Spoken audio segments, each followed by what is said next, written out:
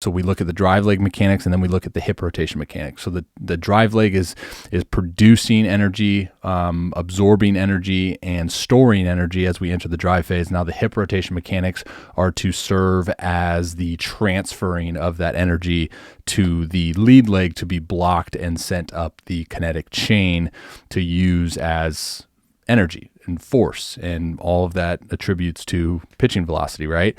So although timing of hip rotation and essentially the timing of when this energy is transferred is going to vary per individual, we do need to have that point in which we're transferring energy happen somewhat early, right? I think that's kind of a misconception of rotation in and of itself in the delivery, is that people try to delay rotation, thinking it will help aid in building up more rotational energy or building up more rotational or torque.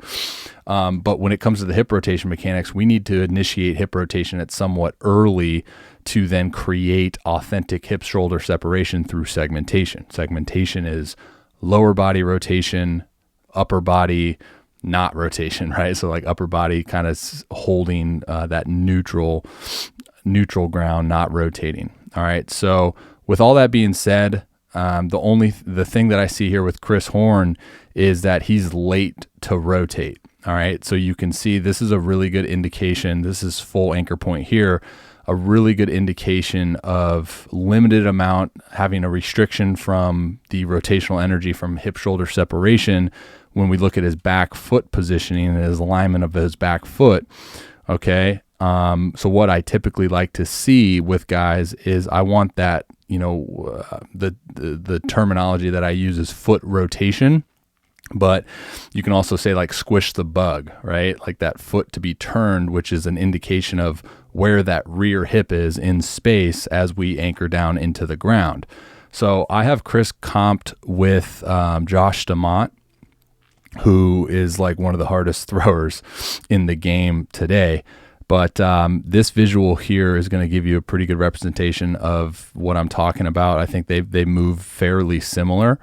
And then I have another video from the behind of this dynamic. So very similar, right, in terms of how the load takes place with both of these guys, right? So a little bit of trunk tilt coming down, same kind of hand path here.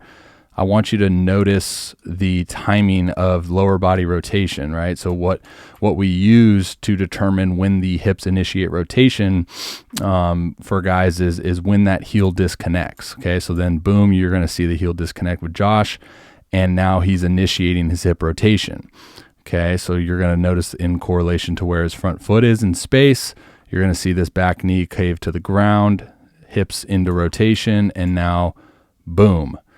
So that's what I was referring to with that back foot positioning and having that foot rotate. That's going to give us a optimal amount of rotation, which is then going to give us the optimal amount of separation that we want from the trunk torso to the lower body, the hips, right? So now this is what I call like launching from stretch with Josh. All right, let me give you another clip here. This is one of his bullpens in the off season. So just watch how that drive leg works. Get you over there. Boom, heel disconnects into rotation. Boom, anchor down. And now you see the segmentation. Trunk stays neutral, hands up, hips fully into rotation. You can see that back foot alignment. And now this is the amount of like total stretch he's creating in his delivery. Now he launches that, right? Imagine pulling a rubber band to the maximum amount of stretch it can go, and then anchoring down with that front foot is the analogy of then releasing that rubber band with, essentially a stable lead arm, right? So then you launch, all this rotational energy then gets dispersed at ball release, okay? So that's the biggest thing. All right, dudes, thank you for watching that video. If you're interested in booking your own analysis, be sure to click that link. Also, I'm going to be doing a lot of giveaways here in the upcoming months on my YouTube channel, but you need to be subscribed in order to be entered in those giveaways. All right, so you're going to click that link right there to subscribe to provide some more context on the specific thing that we were just talking about. I included a video right down below. All right, guys, enjoy your day. God bless. Till next time.